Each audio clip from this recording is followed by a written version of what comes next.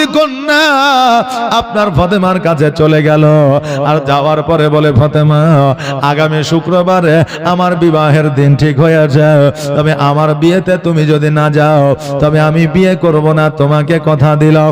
ফাতেমা আমার বাড়িতে তুমি বিয়েতে যাবে দাওয়াত খেতে, তবে একটা নতুন পোশাক পরে যাবে। ওই কন্যা তো পোশাকের মর্ম বোঝে না, অভাবের মর্ম বোঝে না, আজকে খাবারের জ্বালা বোঝে না। কারণ গরিব না হইলে, ক্ষুধার্ত না থাকিলে পেটের খিদা বুঝতে পারবেন না, গরিব না হইলে পোশাকের জ্বালা বুঝতে পারবেন না। আজকে মাথা, আজকে যদি আপনার টাটির বাড়ি, যদি আপনার যদি কোনো আপনার খ্যাড়ের বাড়ি যদি না থাকে, আজকে আপনি ছাদের বাড়িতে থেকে খ্যাড়ের বাড়ির মর্ম আপনি বুঝতে পারবেন না। পারবেন না বাবারে। আজকে থেকে 20 বছর আগে আমাদের বাপজিরা বিবাহ করতে গেছে, একটা পাঞ্জাবি কিনতে পারে না। আগের মাসে কুদ্দুস বিয়ে করেছে, তাই 7টার তার পাঞ্জাবিটা চেয়ে বিয়ের দিনে বিয়ে করতে গেছে। হয়েছে না হয় না? মোড়লের বেটা একটা জামা প্যান্ট বানিয়েছে, তার বন্ধু চেয়ে নিয়ে আপনার আনা লেওয়াতে গিয়েছে, না যায়নি? তাহলে তারা বোঝে পোশাকের গুরুত্ব কতটা। আর বর্তমানে আপনার ছেলে, আপনার মেয়ে, আপনার ছেলে, আমার ছেলে এখন যে পোশাক পায়, আপনার ঈদে একটা পোশাক, বকরা ঈদে পোশাক, জন্মদিনে পোশাক, স্কুলে ভর্তি হওয়ার জন্য পোশাক, পরীক্ষা দিতে গেলে পোশাক, পাস করলে পোশাক। না খারাপ বলছে নাকি? পোশাকের অভাব নাই, তারা পোশাকের মর্ম বুঝবে না, পোশাকের মর্ম তারা বুঝবে না। অভাব যেহেতু নাই, ইহুদি কন্যা কিন্তু জানে না অভাব কাকে বলে, কারণ তার বাড়িতে তো অভাব না। এইদিকে আমার ফাতেমা তো জোহরা রাদিয়াল্লাহু তাআলা আনহা অঝর নয়নে কান্না করে, আল্লাহ আমি যদি ইহুদি কন্যা বিয়েতে যদি না যায়, ওই কন্যা বিবাহ করবে না, আর বিবাহ যদি না করে, আজকে আমি ফাতেমা আমার জন্য বিবাহ করে নাই এটা প্রকাশ পাবে, আর এটা যদি প্রকাশ পায় আমাকে লোকে মন্দ বলবে, আর আমাকে যদি মন্দ বলে নবীর মান ও ইজ্জতের হানি হবে। আল্লাহ তুমি সহ্য করতে পারবে না। ও গো আল্লাহ, ইজ্জতের মালিক, বেইজ্জতের মালিক তুমি। আল্লাহ গো, আমি তোমার উপরে ছেড়ে দিলাম, তবে আমার আব্বা আমাকে একটা নতুন পোশাক কিনে দিতে পারবে না। আহারে, এখনো বাপে এত কষ্ট করে রোজগার করে টাকা জমিয়েছে, ছেলে কিন্তু বোঝে না বাপের কষ্টটা। আজকে 15 বছর হইলে বাপের কাছে মোবাইলের দাবি করে, এটা মোবাইল কিনে দাও। এখন বাপে যদি মনে করে 5,000 দিয়ে মোবাইল কিনে দিব, তো বেটা 5,000 লিবে না, 50,000 দিয়া আইফোনও লিবে। কথা বলেন না? কিন্তু বাপে কষ্ট করে জমিয়েছে ছেলের সুখের জন্য, বাবা ওই টাকাটা সন্তানের জন্য মোবাইলে ব্যয় করে দেয়। বাবাজি ভাইরা, অনেক সন্তান জগতের মধ্যে আছে বাপের কষ্টটা বোঝে, এই জন্য বাপের কাছে মোবাইল চাওয়া তো দূরের কথা, একটা জামা প্যান্ট বাবা চায় না, কারণ চাইলে আমার বাবা দিতে পারবে না, আর বাবা যদি দিতে না পারে আমার বাবা লজ্জিত হবে। হবে কি হবে না? এই জন্য অনেক সন্তান আছে দরকার হলেও বাপের কাছে চাই না, কারণ সে জানে বাপ দিতে পারবে না। বাবারে, আমি নিজের প্র্যাকটিক্যাল কথা আমি একটা বলে দিয়ে যাই। আমি যখন মাদ্রাসায় পড়তাম তখন আমার আব্বা ভ্যান চালাতো, ভ্যান চালক বুঝেন, ভ্যান চালাতো, দিনের মধ্যে 20 থেকে 25 টাকা রোজগার করত। এখন আমার ছোট ভাই পড়তো, বোন পড়তো, আমি পড়াশোনা করতাম, তখন 7.5 টাকা 7 টাকা কেজি বাবা চাউল ছিল, চাল ছিল, বুঝলেন না, চাল ছিল। বাবাজি ভাইরা, ওই টাকার মধ্যে জীবনে কোনোদিন একসঙ্গে 50 টাকার নোট দেখতে পাইনি বাবারে।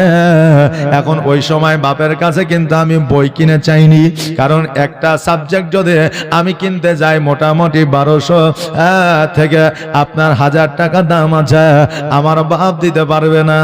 এই জন্য খতম পড়ে পড়ে টাকা জমায়া রাখতাম, আর বাবা ওই টাকা দিয়ে সেকেন্ড হ্যান্ড বই কিনতাম। আগে কিনতো না, এক বছর পড়েছে তারপরে বছর আবার কিনেছে, এরকম সেকেন্ড হ্যান্ড বই কিনতাম, আর কেনার পরে ওই বই আপনার লেখাপড়া করতাম। বাবা যে ভাইরা, অনেক সন্তান আছে বাপের কষ্ট বোঝে, মায়ের কষ্ট বোঝে, আবার অনেক সন্তানেরা আছে বাপের কষ্ট মায়ের কষ্ট বোঝে না। এইটা দরকার আমাকে দিতে হবে, নইলে আমের গাছে ফাঁসি দিয়ে দিব, ঘাস মারা বিষ খাইয়া লিব।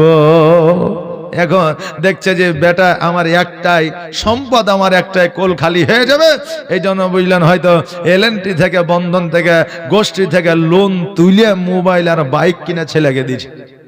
কথা বুঝলেন না? তাহলে ওই সন্তানেরা বাপ মার কষ্ট বোঝে না, তাহলে ওই সন্তানেরা বড় হয়ে আর বাপ মার জন্য কি ভালো করবে? 18 বছর 20 বছর বয়সে যদি বাপ মার কষ্ট না বোঝে, তাহলে শেষ বয়সে বাপের জন্য আর কি করবে বাবা? কথা বুঝতে পারলেন না? এই জন্য যুবকের উদ্দেশ্যে আমি বলে যাই, যুবক রে, কোনদিনের তরে কথার দ্বারা, বলার দ্বারা, চলার দ্বারা তোমার বাপ মা যেন কোনো রকমের কষ্ট না পায়। যদি কিঞ্চিত পরিমাণ কষ্ট পেয়ে যায়, তোমার কোনো উপাসনা ইবাদত বান্দেগি আল্লাহর দরবারে কবুল হবে না। বাবাজি ভাইরা, ওগো আমার মায়েরা, এইদিকে আমার ফাতেমা তো জোহরা রাদিয়াল্লাহু তাআলা ঘরের মধ্যে যেন চুপ করে বসে আছে। আমার নবীজি বাড়িতে প্রবেশ করলেন, প্রবেশ করার পরে আমার নবীজির মুখখানা দেখে বুঝতে পারলেন ফাতেমা কোনো চিন্তা করে। আমার নবীজি বলে, ফাতেমা, আজকে তোমার মনটা কেন খারাপ? আজকে জান্নাতি রানীর মুখে হাসি কেন দেখা যায় না? আচ্ছা, সন্তান যদি কোনো চিন্তায় থাকে, বাপ মা বুঝতে পারে কি পারে না? জি বলেন, পারে কি পারে না? পারে। এখন সন্তান মনে করে বাপ মা হয়তো বুঝতে পারে না। সন্তান চায়ের দোকানে রাত 10টা পর্যন্ত বিড়ি খেলো আর সিগারেট খেলো, বাড়িতে আসার সময় ঝটঝট করে কুলি করে একটু এদিক ওদিক করে হাড়গোড় করে বাড়ি ঢুকছে, কই মা খাবার দাও। মনে করছে যে আমার মা বাপ কিছুই জানতে পারবে না, বুঝলেন? রাতের বেলায় ঘরে ঢুকে মোবাইলে, বুঝলেন, পর নারীর সাথে সারা রাত কথা বলছে দরজা লাগিয়ে, মনে করছে বাপ মা জানে না। কথা বুঝতে পারলেন না? বাপ মা এমন কোন সন্তানের খবর নাই যে বাপ মা জানে না, সব জানে, কিন্তু লজ্জায়, মান সম্মানে ছেলেকে কিছু বলে না। তুমি সিগারেট খেয়েছো, তুমি বড় হয়েছো, তোমাকে বকা দিলে, তোমাকে মারলে বাপেরও ইজ্জত যাবে, ছেলেরও যাবে, নাকি বলে? এই জন্য ছেলেকে কিছু বলে না। তাই বলে তুমি এটা ভাবিও না যে বাপ মা কিছু জানে না, এটা নয়, বাপ মা সব কিছু জানে, জানার পরেও তোমাকে কিছু বলে না। কেন? সমাজ খারাপ, যুগ খারাপ, এটা কলিযুগ চলছে। ছেলেকে বলতে গেলে কখন হয়তো আমাকে বলে দিবে যে তুমিও একদিন মাঠে বসে বিড়ি খেয়েছো দেখেছি, তাই আমিও খাচ্ছি, নাকি? কথা বুঝলেন না? এই জন্য বাপ মা কিছু সন্তানদের বলে না, কিন্তু সন্তানদের মুখ দেখলেই মা বাপ বুঝতে পারে। তার কারণ এই বাপ মায়ের সাথে সন্তানের কোন রকম বন্ধুত্বের সম্পর্ক নাই, আত্মীয়তার সম্পর্ক নাই, নেটওয়ার্কের সম্পর্ক নাই, ডাইরেক্ট দিল কা কানেকশন আছে। জোরে বলেন সুবহানাল্লাহ। এই জন্য বাপ মা সব সন্তানের পেরেশানি বুঝতে পারে। সন্তান চেন্নাই, বোম্বাই, ইরাক, ইরান, আপনার আরবে আছে, দেখবেন সন্তান যদি অসুস্থ হয়, সন্তান যদি কষ্ট থাকে, সন্তান যদি না খেয়ে থাকে, তো মা এখান থেকে বুঝতে পারে সন্তান নিশ্চয়ই কোনো বিপদে আছে। জোরে বলেন সুবহানাল্লাহ। তার কারণ মায়ের দিলের সঙ্গে সন্তানের দিলের কানেকশন আছে। এই জন্য সন্তান ব্যথায় ব্যথিত থাকলে মা জানতে পারে, আরব থেকে ভারত পর্যন্ত। জোরে বলেন সুবহানাল্লাহ। আমার নবী বলে, ফাতেমা, আজকে তোমার মনটা কেন ভারে? আজকে তোমার আমার জান্নাতি রানীর মুখ থেকে কেন হাসি আসে না? আমার মা ফাতেমা বললেন, ইয়া রাসূলুল্লাহ, ইয়া হাবিবাল্লাহ, নবী গো, আজকে ইহুদি কন্যার সঙ্গে আমার বন্ধুত্ব তৈরি হয়েছে। আগামী শুক্রবারে আমাকে দাওয়াত দিয়েছে, একটা নতুন পোশাক পরে যাইতে বলেছে। আমি যদি না যায় ইহুদি কন্যা বিবাহ করবে না। ও আব্বা, আমি নতুন পোশাক কোথায় পাবো, আর আমি কেমন করে ইহুদি কন্যা বিয়েতে যাব? আমার নবী বলে, ফাতেমা তুমি চিন্তা করিও না মা, কারণ আমার আল্লাহ তাবারাক তাআলা তিনি বলে দিয়েছে আমাকে তোমরা রাজি করো, আর আমার কাছে যেটা চাইবা আমি আল্লাহ তোমাকে দিব। জোরে বলা যাবে না সুবহানাল্লাহ। আজকে এই জন্য জগতের মানুষকে খুশি করা দরকার নাই। আজকে জগতের মেম্বারকে খুশি করবে, একটা তিরপল পাবে। আজকে জগতের মুরলকে খুশি করবে, 2 কেজি আটা পাবে, নইলে 2 কেজি চাল পাবে। আজকে জগতের মানুষকে খুশি করবে, হয়তো সাময়িকের জন্য একদিন আপনাকে মিষ্টি খাওয়াবে। আজকে জগতের মানুষকে খুশি করবে, হয়তো চায়ের দোকানে একদিনকার বিল দেবে। জগতের মানুষকে খুশি করবে, হয়তো আপনাকে একদিনের জন্য একটা মোটর সাইকেল দিবে, একটা মোবাইল হয়তো গিফট করবে।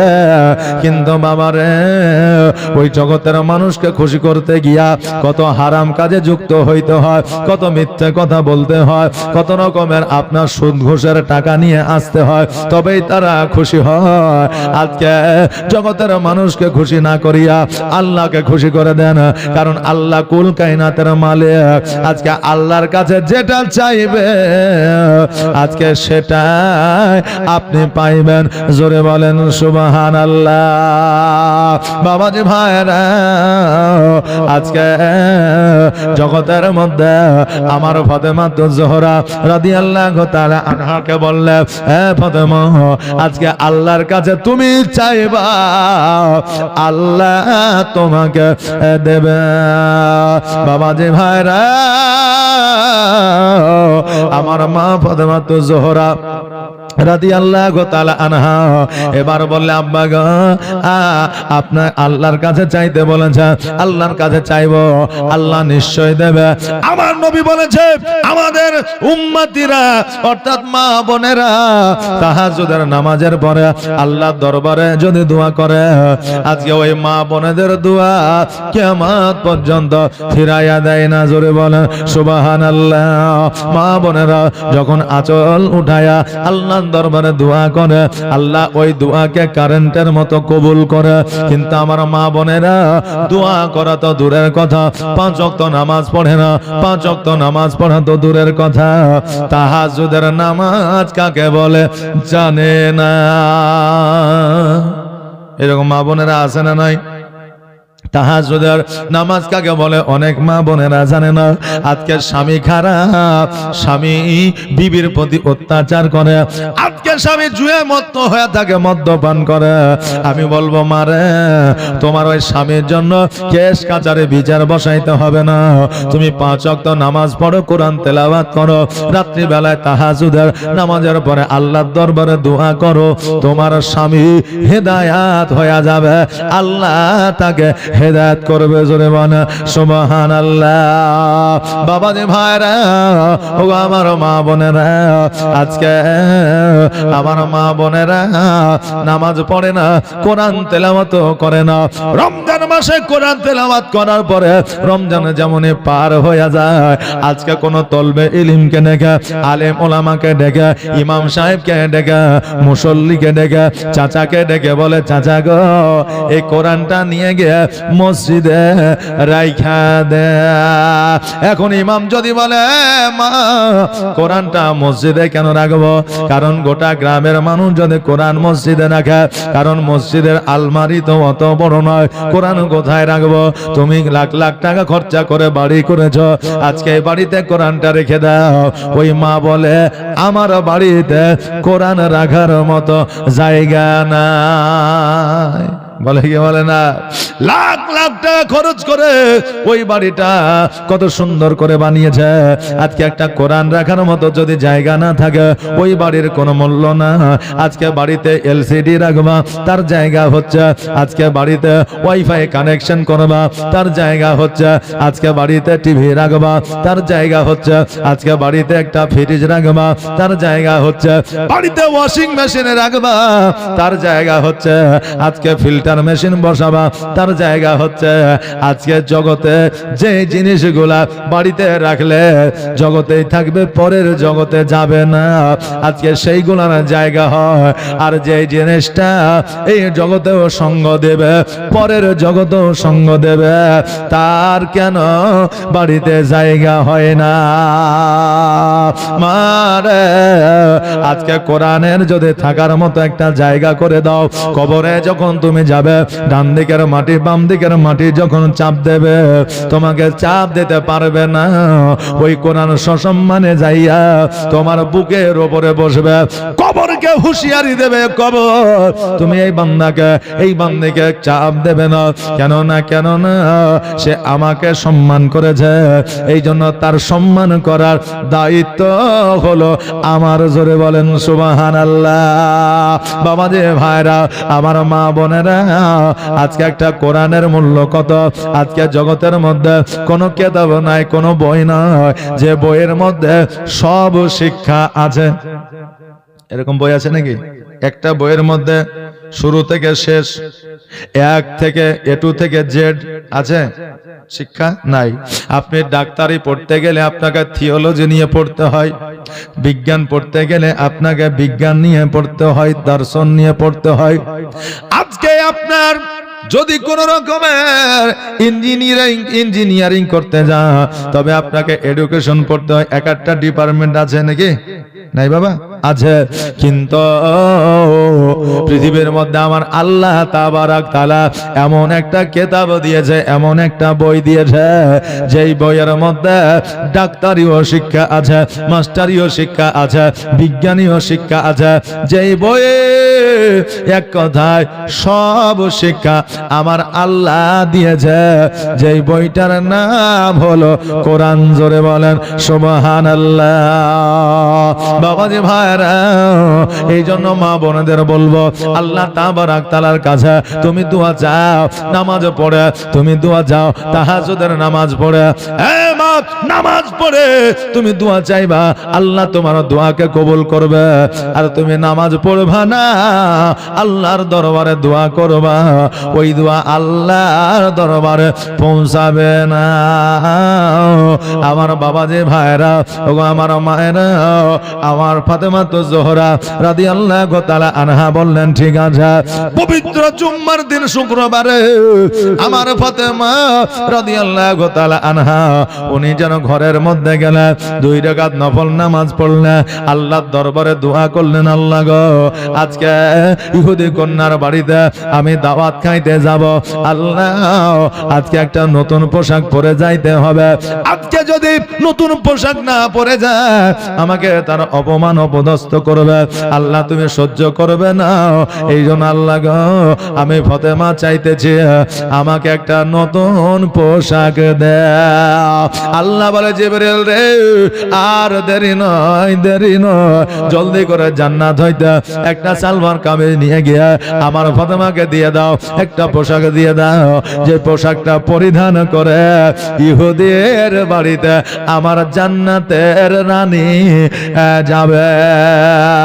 হযরত জিবরিল আলাইহিস সালাম জগতের মধ্যে আসলে, আর আসার পরে আমার ফাতেমার কাছে পোশাকটা দিয়ে গেলেন।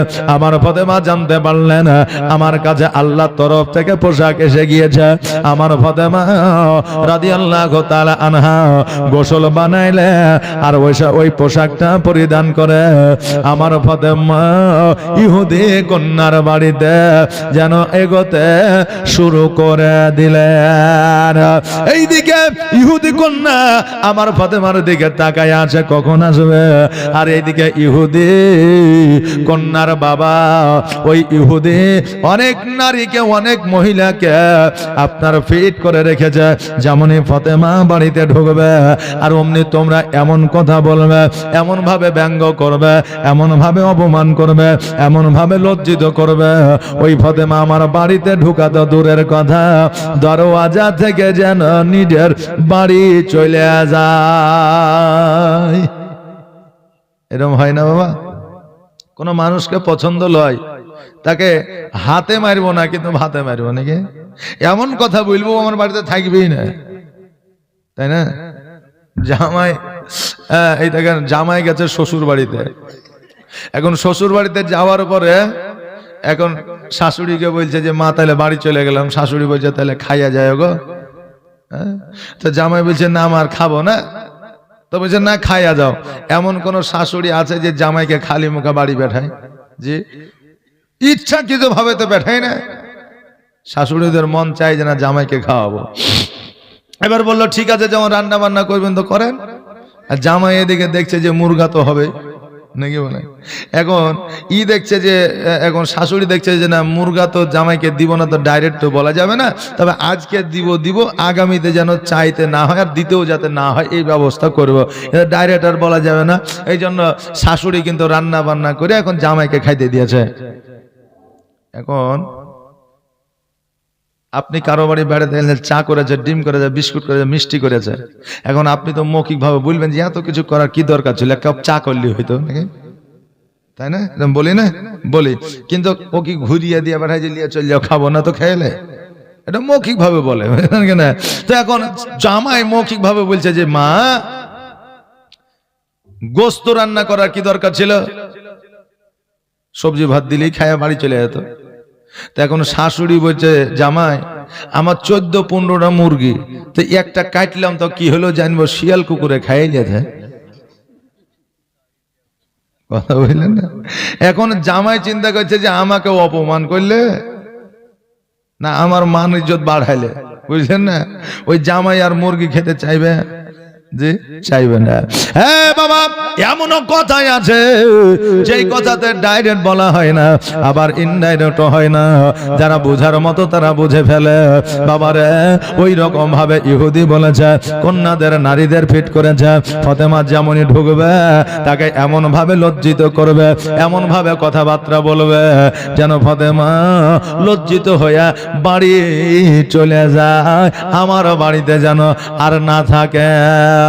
বাবা এবার আমার ফাতেমা তো জোহরা রাদিয়াল্লাহু তাআলা আনহা যেমন দরওয়াজা দিয়ে ইহুদির বাড়িতে ঢুকে যায়, আর যে সমস্ত নারীরা আমার ফাতেমাকে অপমান করবে বলে দাঁড়িয়ে আছে তাদের জবান যেন বন্ধ হয়ে গেছে, আর চোখগুলো খুলে দিয়ে আমার ফাতেমার দিকে যেন টুকটুক করে তাকাইতে আছে। জোরে বলে সুবহানাল্লাহ।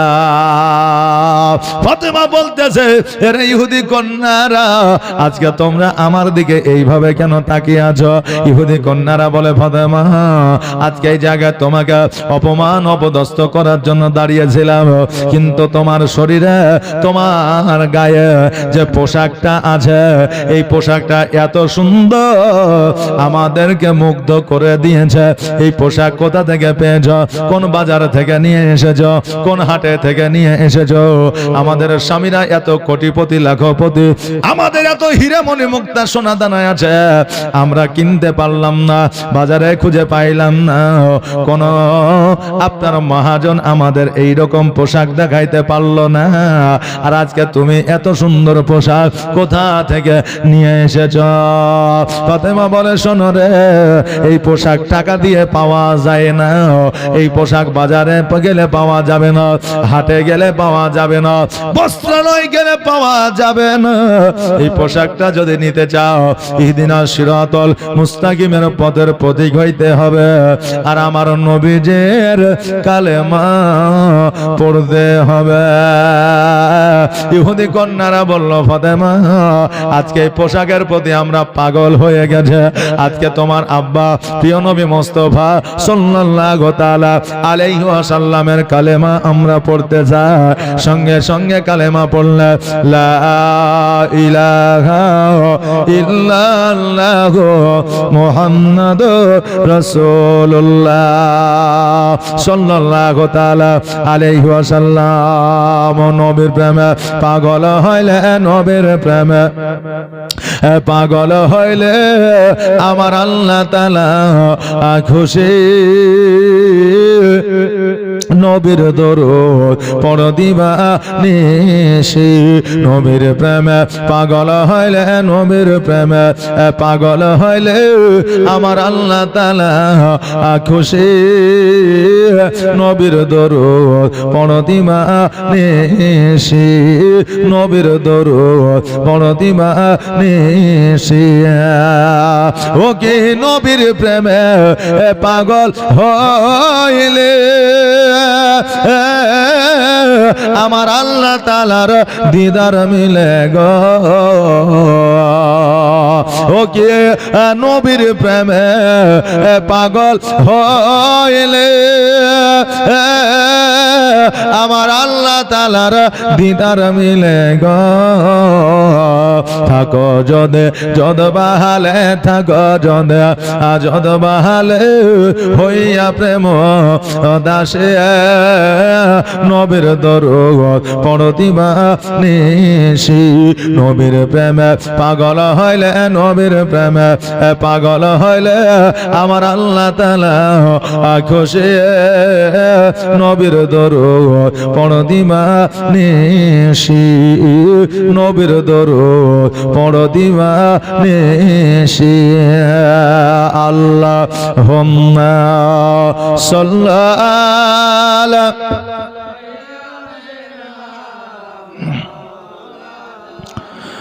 মুহাম্মাদ ওয়ালা আলা সাইয়্যিদিনা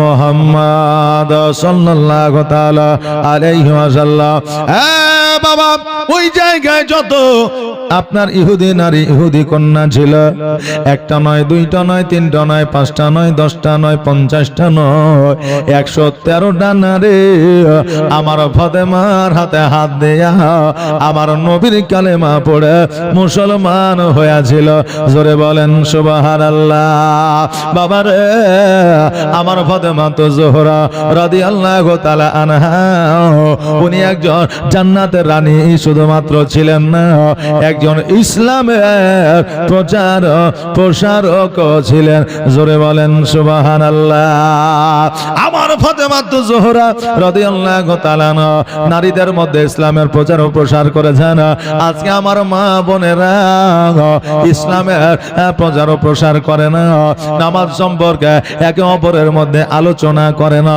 আজকে রোজা সম্পর্কে একে অপরের মধ্যে আলোচনা করে না আজকে আমার মা বোনেরা 10টা যদি একত্রিত হয়ে যায় আজকে কার বহু কত টাকা লক্ষ্মী ভান্ডার থেকে তুলে নিয়ে আসলো কে কত টাকা লক্ষ্মী ভান্ডারে টাকা দিয়ে জমাইলো কে কার জামাইকে কি দিল আজকে এই রকম আলোচনা তাদের মধ্যে শুরু হয় কিন্তু কোনদিন এদের মধ্যে এইরকম আলোচনা হয় না তুমি তো নামাজ পড়ো আমাকে তুমি নামাজটা শিখিয়ে দাও আমিও আগামীতে নামাজ পড়ব এরকম আলোচনা নাই কথা বললেন না যে আলোচনায় গুনাহ হবে যে আলোচনাটা করতে আমার রাসূল বারণ করেছে যে একমাত্র গীবতের গুনাহ হলো কাবিরা গুনাহ এই গুনাহ মাফ হয় না আমার মা বোনেরা বেশিরভাগই দেখবেন ওই গীবতের গুনাহতেই যুক্ত হয়ে যায় কথা বললেন না আমার মায়ের জাতেরা এই জন্য মা বোনদের বলবো যে গীবত থেকে বেঁচে থাকবেন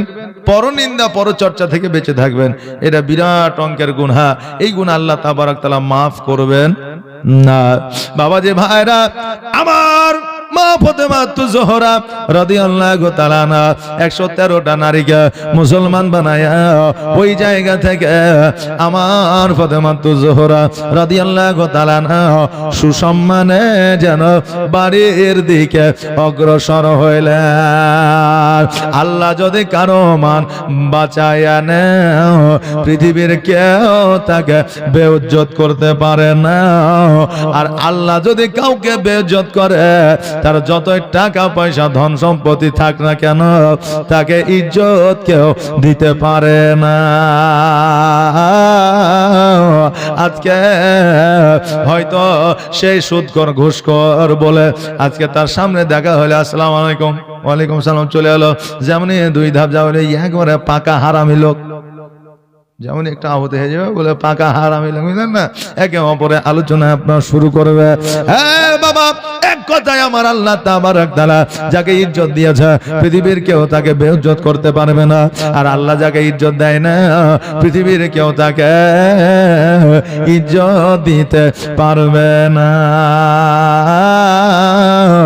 আজকে পৃথিবীর মধ্যে যারা ওলিয়া উলিয়া পীর মুর্শিদ জগতের মধ্যে এসেছে, আল্লাহর পয়গম্বর জগতের মধ্যে যিনারা এসেছে রে বাবা, তাদের ইজ্জতের তাদের মান ও সম্মানের দায়িত্বখানা স্বয়ং আমার আল্লাহ নিজে নিয়েছে। জোরে বলে সুবহানাল্লাহ। বেরাদার আমার ফাতেমা বাড়িতে যখন প্রবেশ করেছে মিচকি হাসি দিয়া মৃদু হাসি দিয়া আমার নবী বলতেছে, ফাতেমা গো আজকে তোমার মুখে এত সুন্দর হাসি কারণটা কি?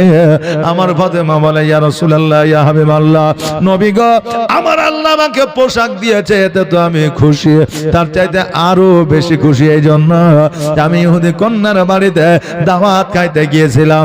একটা নয়, দুইটা নয়, পাঁচটা নয়, 50টা নয়, 100টা নয়, ও নবী 113টা কন্যা আমার হাতে হাত দিয়া আপনার কালেমা পড়ে মুসলমান হইয়া গেছে। আমার নবী বলে, ফাতেমা এই জন্য আমার আল্লাহ তাবারক তাআলা তোমাকে কাল কিয়ামতের দিনে জান্নাতের সরদারিনী বানাবে। এই জন্য আল্লাহ তাবারক তাআলা খুশি হইয়া তোমাকে পোশাকও দিয়েছে। নবী আমার ফাতেমা তো জোহরা রাদিয়াল্লাহু তাআলা আনহাকে বললে, ফাতেমা আজকে আল্লাহ তোমার প্রতি সন্তুষ্টি আছে। আল্লাহ যদি কারো প্রতি সন্তুষ্টিত হইয়া যায় কিয়ামতের দিন আল্লাহ তাবারক তাআলা তাকে বড় ধরনের উপহার দিয়ে দেয়। আজকে কিয়ামতের দিনে প্রত্যেকে একটা করে উপহার দেবে।